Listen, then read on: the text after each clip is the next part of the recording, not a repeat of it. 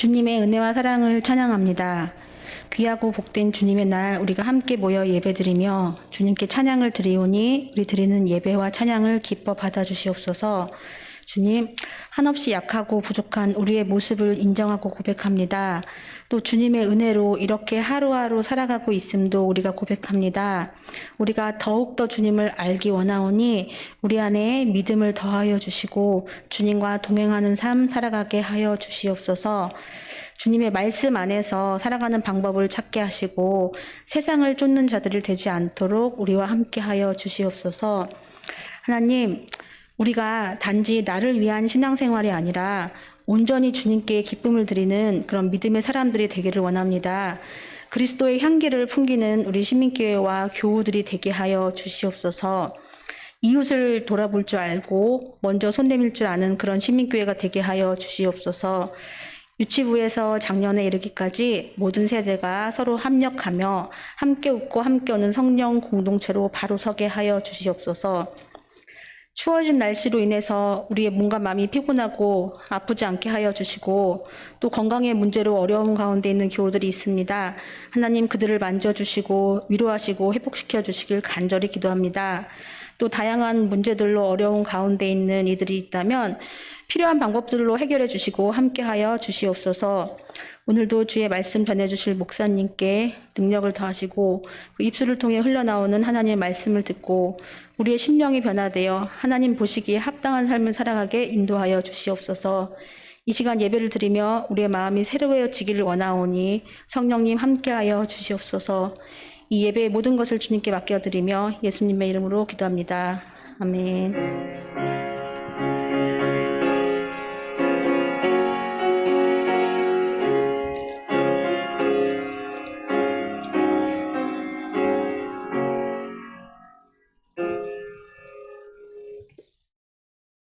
하나님께서 오늘 우리에게 주시는 말씀은 사무엘상 7장 3절에서 12절입니다.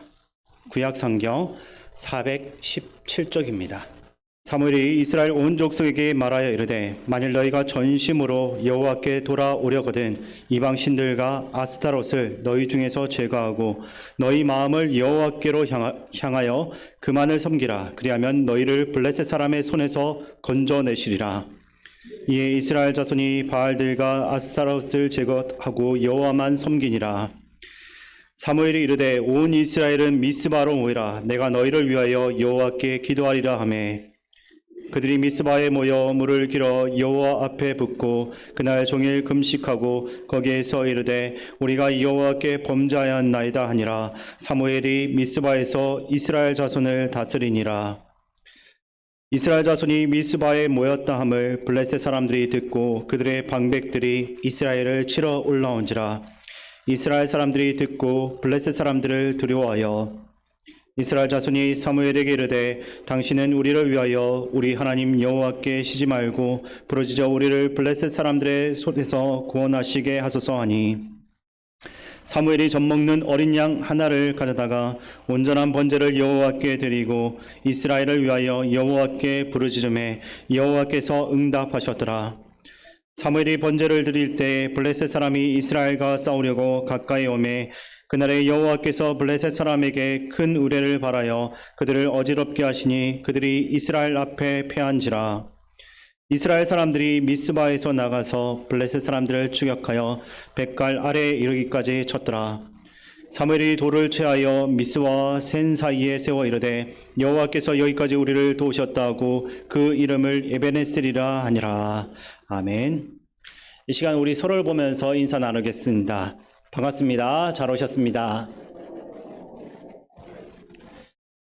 또 교회페어로 인사 나누겠습니다. 우리는 함께 웃고 함께 우는 성령 공동체입니다.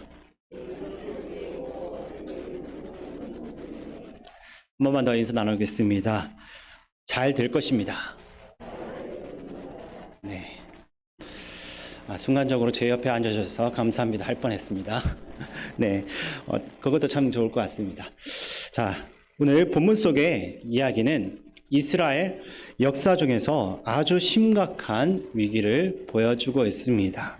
당시 이스라엘은 아직 왕이 없어서 사무엘이 나라를 이끌고 있었고 주변에는 이스라엘을 위협하는 강력한 나라들이 많이 있었습니다. 특별히 가장 위협적인 나라는 이스라엘 서쪽에 있는 블레셋이라고 불리는 족속이었습니다. 이 블레셋은 지중해 연안에 위치해 있어서 해양 자원이 풍부했고 외부의 민족들과의 활발한 교류로 인해서 일찍부터 철기 문명이 발달했고 군사력이 강해졌습니다. 그리고 해안 평야 지대에서 생산이 되는 풍성한 농산물로 인해서 경제적으로도 굉장히 풍요로운 그러한 나라였습니다. 이러한 블레셋 민족은 동쪽으로 진출을 해서 영토를 넓히고 팔레스타인의 패권을 차지하기를 원하는 그러한 야욕이 있었습니다. 그래서 동쪽 경계를 맞닿고 있는 이스라엘을 완전히 점령하는 것이 그들의 1차적인 목표였습니다.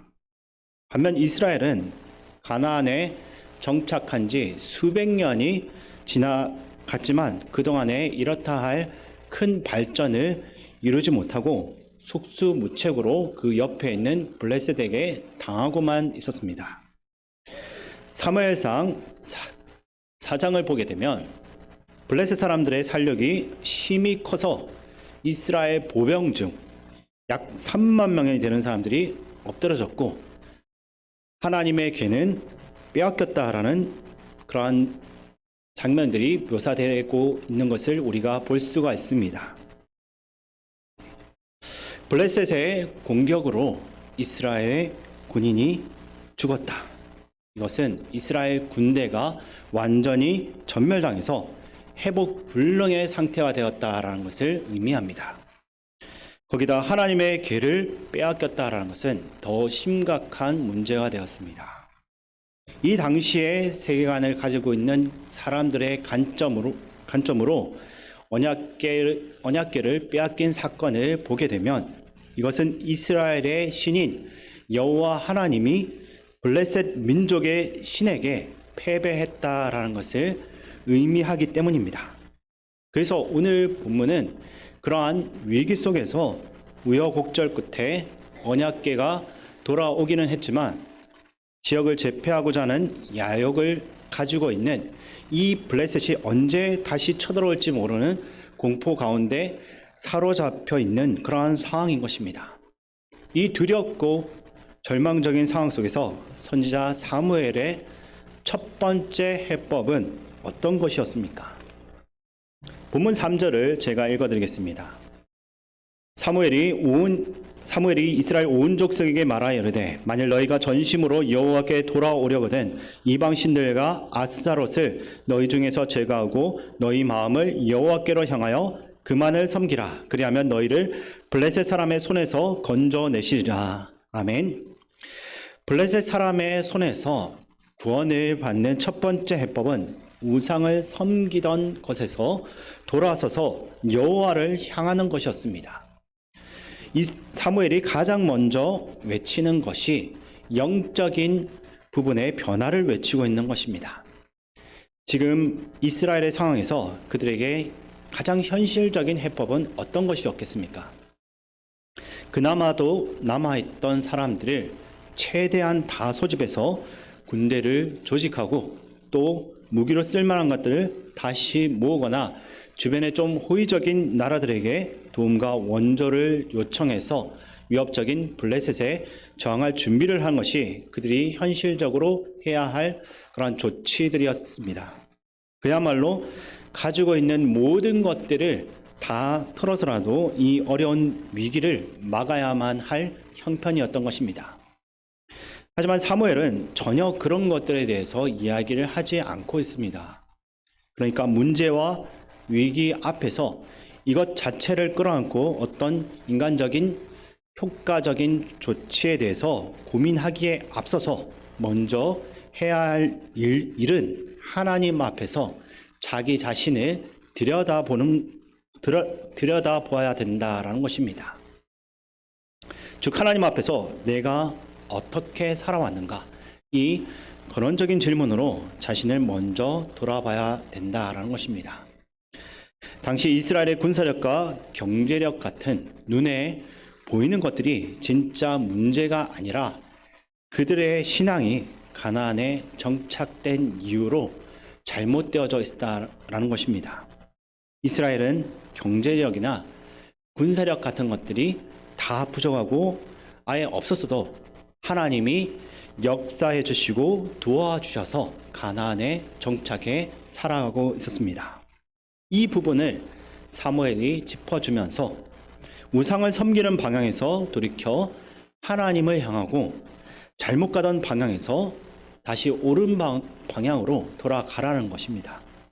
성경에서 이스라엘 백성들이 하나님을 섬기지 않고 바알과 아스타롯 같은 우상들을 섬겼다는 내용들이 굉장히 많이 나오고 있습니다. 그 부분을 읽을 때마다 도대체 이 사람들은 왜 이렇게 엉망으로 살았을까라는 생각이 들 정도입니다. 그 어떤 민족보다도 하나님의 은혜와 기적의 역사를 경험한 사람들임에도 불구하고 계속해서 하나님을 향하지 않고 반복적으로 우상을 섬기는 일로 돌아가고 있는 것입니다.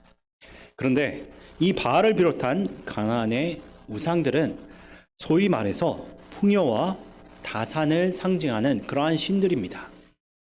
이집트의 종살이에서 탈출해서 가나안에 정착한 이스라엘 민족은 그 땅에서 이제 농사를 짓고 살아야만 했습니다. 이스라엘 민족이 가나안에 정착하면서 그 주변에 있는 사람들을 관찰해 보니까 그곳에 살던 사람들은 이미 바알신이라는 그러한 우상들을 섬기고 있는 것을 보였습니다. 그리고 이들은 자기들 신을 섬기면 그 신이 풍년이 들게 만들어준다라고 이스라엘 백성들을 유혹했습니다.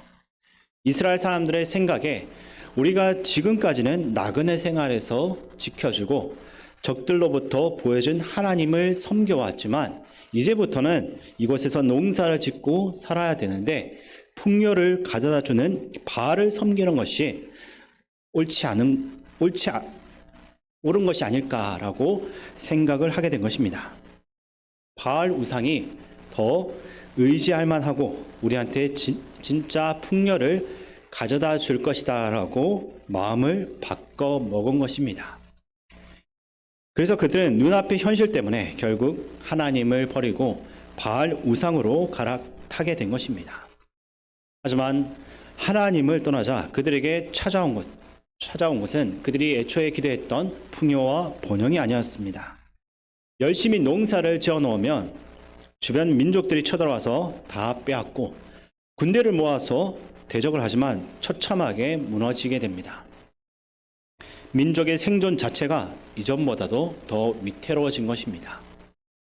가나안 종교를 따르게 되면 더 잘 될 줄 아는데 왜 이런 결과물이 나왔습니까? 왜냐하면 가나안의 우상들은 모두 가짜이고 인간이 만들어낸 거짓 신들이기 때문입니다. 하나님을 떠나서 거짓 우상을 섬기게 되면 그것들이 이스라엘을 책임져 줄 리가 없는 것입니다. 그러니까 결국 하나님을 떠난 이스라엘은 그때부터 자기 힘과 능력만으로 살아야만 됐고 진짜 신이신 하나님의 보호하심이 없이 이 약육 강식의 세상 한가운데 던져지다 보니까 이스라엘 같은 약소국이 어떻게 되겠습니까? 사무엘은 문제의 핵심이 바로 그것이다라는 것을 백성들에게 가르치고 하나님을 향해서 방향을 전환하라고 선포하고 있습니다. 예, 이스라엘 백성들은 미스바로 모였습니다. 그곳에서 우리가 여호와께 범죄하였나이다라고 자복을 하며 금식하고 물을 붓고 참회의 집회를 했습니다. 여기서 여호와 앞에 물을 부었다라는 것은 자신들의 죄를 씻어 흘러보냈다라는 의미를 가지고 있습니다. 그리고 금식했다는 것은 이 일에 그들이 정말로 목숨을 걸었다는 것을 말하고 있습니다.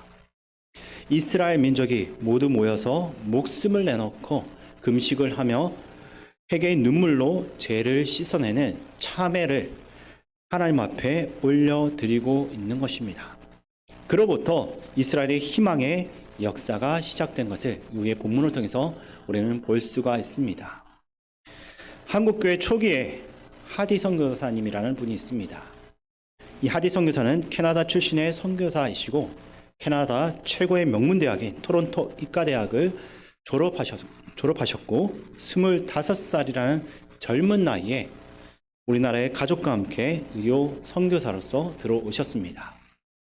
이분이 병원을 설립하고 또 세버란스 병원의 의사로 협성신학교의 교장으로서 봉사를 하다가 70세에 은퇴를 해서 고국으로 돌아갔는데 한국에 있는 동안에 사랑하는 그 두 딸을 풍토병으로 잃게 되는 아픔도 경험했던 분입니다. 근데 이 하디 선교사가 원산에서 사역을 할 당시에 기대를 했던 것만큼 사역의 열매가 보이지 않았습니다. 답답하고 낙심한 그 마음에 원산 지역의 교회를 이것저것 순회하면서 보니까 성도들이 주일 예배를 소홀히 여겨서 잘 참석하지도 않고 도박과 음주와 성적 타락에 빠져 지내는 것을 보게 됩니다. 그러면서도 전혀 죄의식을 느끼지 못하고 지내는 것을 보게 됩니다. 어떤 기도처에서는 사람들이 모여서 심지어는 굿을 하는 것까지 보게 됩니다. 하디 선교사가 25살의 젊은 나이에 의사로서 한국에 와서 열심히 사역했지만 돌아온 것은 이러한 좌절과 낙심뿐이었습니다. 앞으로 어떻게 사역해야 할지 막막하고 답답하기만 했습니다. 그러던 중 그는 선교사들과 함께 성경 공부 모임을 하다가 마음속으로부터 들려오는 성령님의 강력한 도전에 직면을 하게 됩니다. 그것은 너 자신부터 회개해야 돼 라는 성령님의 음성이었습니다. 하디 선교사는 자신이 고민하고 답답해하던 그 문제의 상황에 몰입해 있다가 성령님의 음성을 듣고서 스스로를 돌아보기 시작했습니다. 그리고 성령의 음성에 순종하여서 동료 선교사들 앞에서 부끄러움과 최면을 무릅쓰고 자신의 죄를 고백하기 시작합니다. 그리고 또 교회 안에서 자신의 죄를 공개적으로 회개하기 시작했습니다. 백인으로서의 인종적인 우월감, 캐나다 최고 대학을 나온 의사라는 교만함과 영적인 나태함 등을 공개적으로 사람들 앞에서 고백했습니다. 선교사로서 그가 양육하던 그 사람들 앞에서 이러한 고백을 하는 것은 어떻게 보면 굉장히 부끄럽고 하기가 힘든 일이었습니다. 그러나 그가 고백한 이후에 모든 것들이 달라지기 시작했습니다. 그의 사역에 성령 하나님의 능력이 나타나기 시작한 것입니다.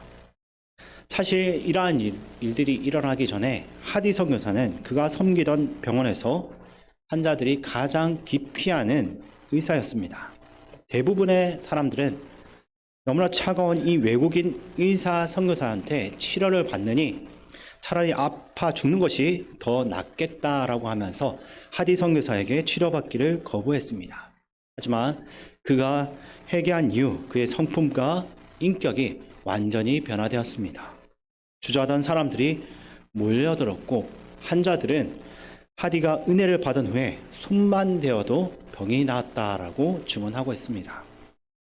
선교사님은 성도들이 영적으로 황폐해지고 성도들이 죄 가운데 헤매고 사역의 열매가 열리지 못하는 이유는 그 모든 것이 바로 자신의 죄 때문이다라는 것을 깨닫고 진정한 회개의 눈물을 뿌렸을 때 그에게 꽉 막혀있던 절망의 현실이 성령 하나님의 그 은혜로서 더 활짝 열리게 된 것입니다. 삶 속에서 우리는 늘 위기와 어려움, 또 관계의 파괴로 인한 상처들을 만나게 됩니다. 그럴 때 대부분의 경우 문제의 근원은 우리 자신입니다.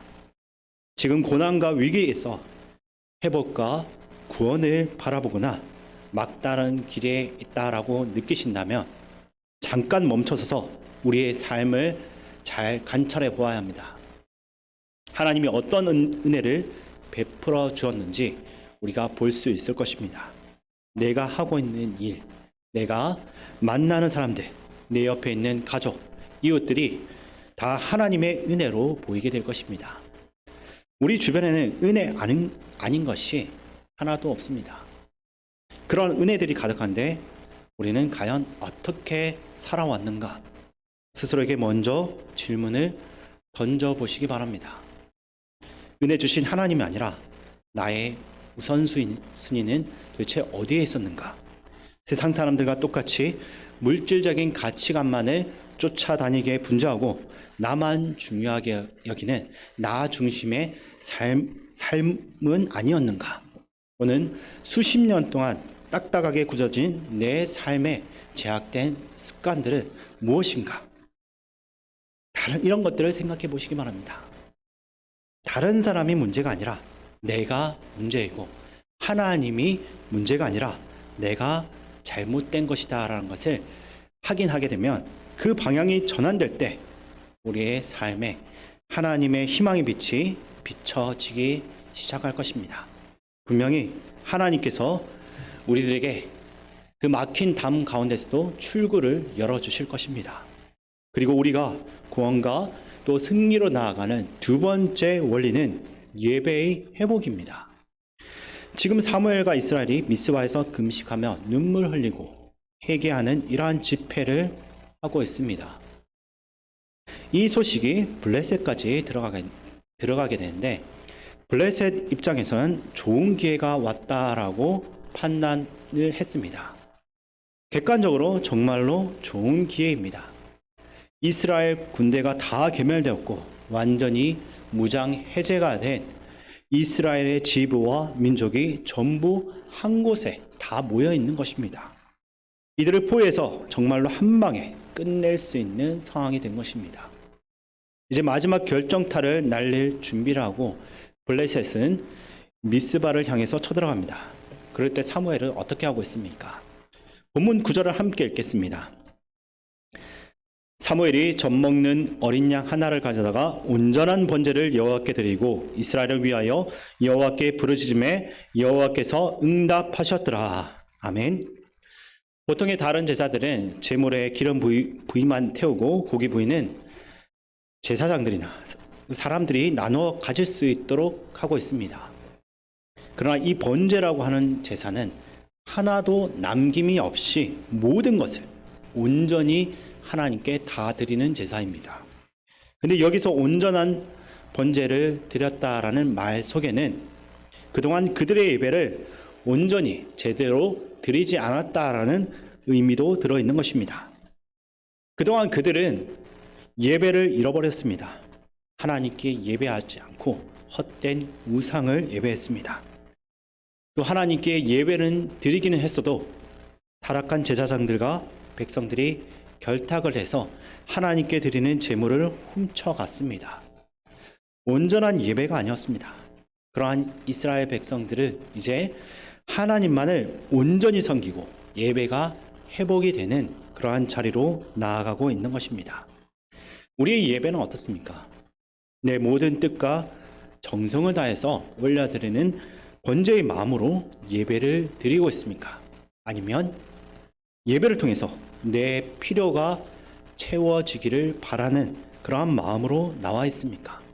또는 취미나 여가 생활처럼 연극 공연을 관람하듯이 관객의 마음으로서 예배를 드리고 있지는 않으십니까?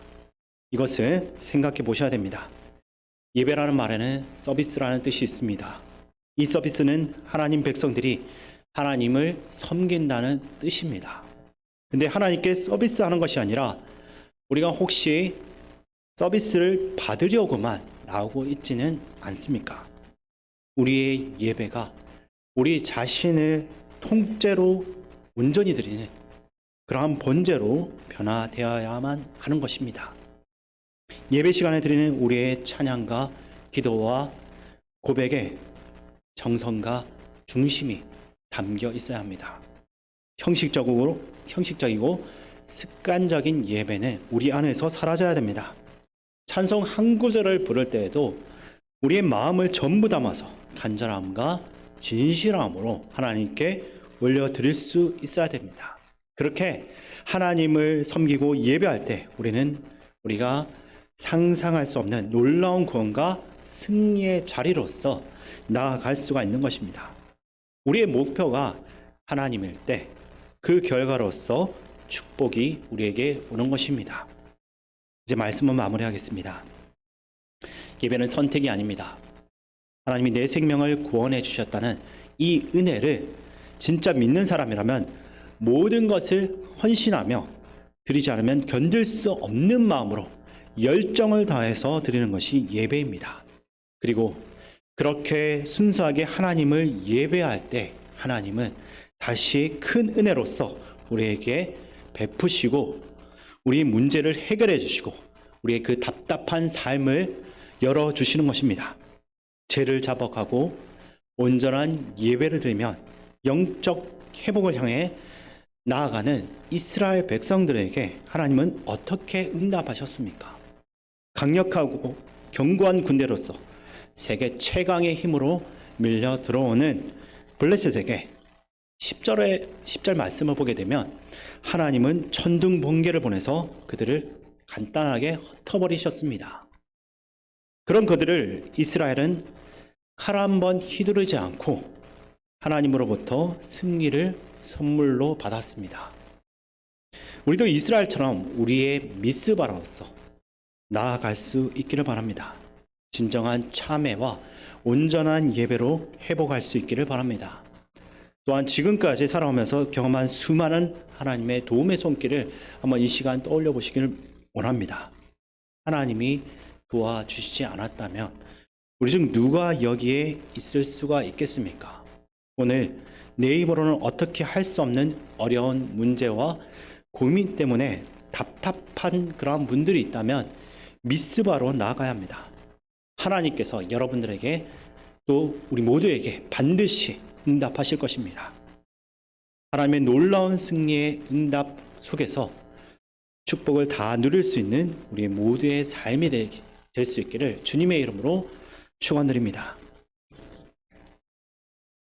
하나님 아버지, 우리의 삶이 온전히 하나님을 향하고 하나님만을 의지하는 삶이 되게 하여 주시옵소서. 나의 안위와 번영만을 추구하며 물질 같은 우상을 주인으로 섬기고 살았던 삶의 방향을 주님께로 향하게 하여 주시옵소서.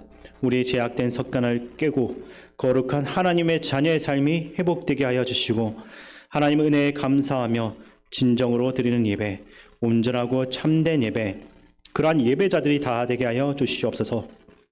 회복의 결단 위에 주시는 하나님의 응답과 승리와 해결의 역사를 다 누릴 수 있게 하여 주시옵소서. 날마다 우리와 함께 하시는 예수님의 이름으로 기도합나이다. 아멘.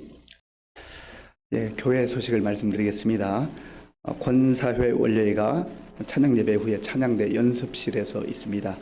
안수 집사회 신년 모임이 오늘 오후 5시 식당 친교실에서 있습니다.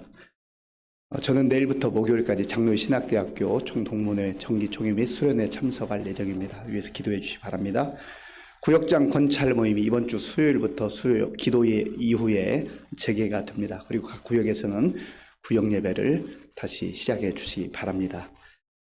그 외에 여러 광고들이 있는데요. 아동부 성경학교 또 2월 달에 있는데 기도해 주시고 2월 12일 찬양 예배 중에는 우리 백성훈 목사님 오셔서 재직 세미나를 하게 됩니다. 우리 재직들 뿐만 아니고 우리 성도님들이 많이 참여하셔서 큰 은혜의 시간이 되길 바라고요. 4월 9일이 부활절인데 새생명 축제를 합니다. 저희 가족은 1월 1일 혹은 1월 2일 어간에 각 개인 기도 제목을 적어서 단톡방에 이렇게 올려서 나누기도 하고 해요. 그런데 그 중에 하나가 저는 개인적으로 금년에 전도를 3명을 해야 되겠다. 그렇게 해서 적어냈는데 저도 얼마나 이게 부담이 되는지 몰라요. 그래도 도전해보는 거죠. 최선을 다하고 기도하고 찾아가고 만나고 초청하고 그래서 저도 지금 기도하고 있습니다. 우리 성도님들 부활절, 우리 자신의 기쁨도 되지만 우리 주변에 부활의 소식, 새 생명의 소식을 좀 널리 전하셔서 그런 기회에 많은 분들이 예수님께로 돌아오는 그런 생명의 역사들이 나타났으면 좋겠습니다. 기도하겠습니다. 아버지 하나님 감사합니다. 하나님께서 은혜를 베풀어 주셔서 1월 한 달도 하나님의 은혜 가운데 보내게 하시고 또 오늘 1월 마지막 주일로 이른 아침부터 이 시간까지 하나님께 영광 돌리게 하시니 감사합니다.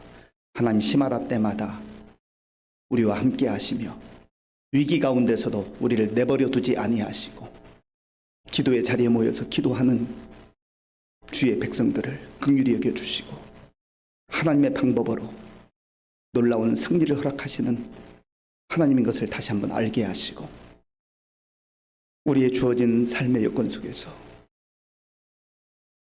미스바의 경험을 하게 하시고 에베네셀의 경험을 하는 우리 모두가 될 수 있도록 인도하여 주시옵소서. 교회와 복음을 위해서 묵묵히 섬기는 종들을 기억하시고 저들의 섬김 사람들은 몰라주어도 하나님이 눈여겨보시고 기억하심을 믿고 묵묵히 충성된 자로 살아가는 우리 모두가 되게 하여 주시옵소서. 지금은 우리 주 예수 그리스도의 은혜와 우리 아버지 하나님의 크신 사랑과 성령님의 교통하심과 역사하심과 인도하심이 미스바에 모여서 회개하며 하나님을 구하고 하나님께 부르짖어 기도할 때에 에베네셀의 놀라운 은혜로 함께 하시는 그 하나님을 의지하며 험한 세상 속에서도 담대하게 살기로 결단하는 모든 성도들 머리 위에와 가정 가운데 우리 교회 가운데 이제로부터 영원토록 함께 하옵시기를 간절히 축원하옵나이다. 아멘.